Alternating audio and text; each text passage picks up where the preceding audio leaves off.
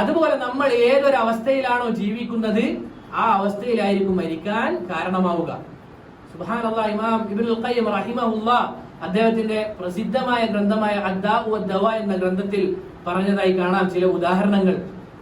എന്താണ്? അവരുടെ ജീവിതം അവർ കഴിച്ചു കൂട്ടിയത് പല കളികളിലും അതുപോലെ പല വിനോദങ്ങളിലുമായിട്ടാണ്. അങ്ങനെ അവർ മരിക്കാൻ കിടക്കുന്ന വേളയിൽ അവർക്ക് ലാ ഇലാഹ ഇല്ലല്ലാഹ് ഉച്ചരിച്ചു കൊടുക്കുമ്പോൾ അവർ ആ കളിയിൽ ഉപയോഗിച്ച പല വാക്കുകളുമാണ് മരിക്കാൻ പോകുമ്പോൾ അവർ പറയുന്നത്. സുബ്ഹാനല്ലാഹ്. ആലോചിച്ച് നോക്കുക. അവർ ഏത് ജീവിതത്തിലാണ്, ഏത് കാര്യത്തിലാണ് അവരുടെ ജീവിതം കഴിച്ചു കൂട്ടിയത്, അതാണ് അവർ മരിക്കാൻ കിടക്കുമ്പോൾ അവരുടെ വായിൽ നിന്നും വരുന്നത്.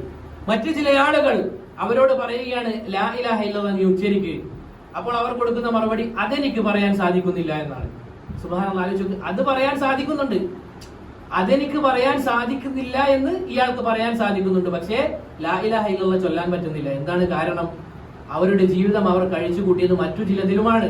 അതുകൊണ്ടാണ് അല്ലാഹു സുബ്ഹാനഹു വ തആല റസൂൽ സല്ലല്ലാഹു അലൈഹി വസല്ലമയോട് പറയാൻ വേണ്ടി പറഞ്ഞത് മൻ കാന ആഖിറു കലാമിഹി ലാ ഇലാഹ ഇല്ലല്ലാഹ് ദഖലൽ ജന്ന. ആരുടെ അവസാന വാക്കാണോ ലാ ഇലാഹ ഇല്ലല്ലാഹ് ആകുന്നത് അവൻ സ്വർഗ്ഗത്തിൽ പ്രവേശിച്ചു എന്ന് റസൂൽ സല്ലല്ലാഹു അലൈഹി വസല്ലമ പറഞ്ഞത്. നമ്മൾ വിചാരിക്കുന്നുണ്ടാകും നമുക്കൊക്കെ എളുപ്പത്തിൽ അത് പറയാൻ സാധിക്കുമെന്ന്. ഇമാം അഹ്മദ് ബിൻ ഹംബൽ റഹിമഹുല്ലാഹ് അദ്ദേഹത്തിന്റെ ഒരു ചരിത്രം പറയപ്പെട്ടതായി കാണാൻ സാധിക്കും. അദ്ദേഹത്തിന്റെ മകൻ തൊട്ടടുത്തുണ്ട്. അദ്ദേഹം രോഗശയ്യയിൽ കിടക്കയിൽ ഇങ്ങനെ കിടക്കുമ്പോൾ അദ്ദേഹത്തിന്റെ രോഗം ഒന്ന് മൂർച്ഛിച്ചു. അദ്ദേഹം അതിന്റെ ഇടയ്ക്ക് അദ്ദേഹം പറയുന്നുണ്ട് ലാ ബഅദു ലാ ബഅദു, ഇല്ല ആയിട്ടില്ല, കുറച്ചുകൂടി ഇങ്ങനെ പറയുകയാണ്. അങ്ങനെ അദ്ദേഹത്തിന്റെ ആ രോഗശയ്യയിലുള്ള അവസ്ഥ കുറച്ചൊന്ന് മെച്ചപ്പെട്ടപ്പോൾ അദ്ദേഹത്തിന്റെ മകൻ ചോദിച്ചു, അല്ല നിങ്ങൾ ലാ ബഅദു എന്ന് പറഞ്ഞല്ലോ, എന്താണ് അങ്ങനെ പറയാനുള്ള കാരണം?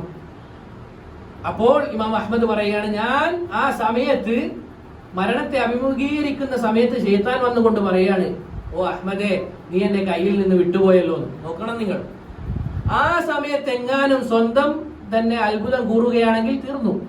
ഞാനെന്തോ വലിയ സംഭവമാണെന്ന് തോന്നിപ്പോയാൽ ആ സന്ദർഭത്തിൽ തീർന്നു. ആ സമയത്ത് വരികയാണ് ശൈത്താൻ.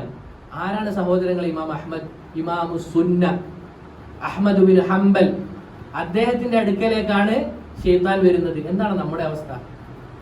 നമ്മൾ ആരാണ്? നമ്മളെന്ന് പറഞ്ഞാൽ സാധാരണക്കാരിൽ സാധാരണക്കാരാണ്. എന്തായിരിക്കും മരണാവസ്ഥയിൽ നമ്മുടെ അവസ്ഥ?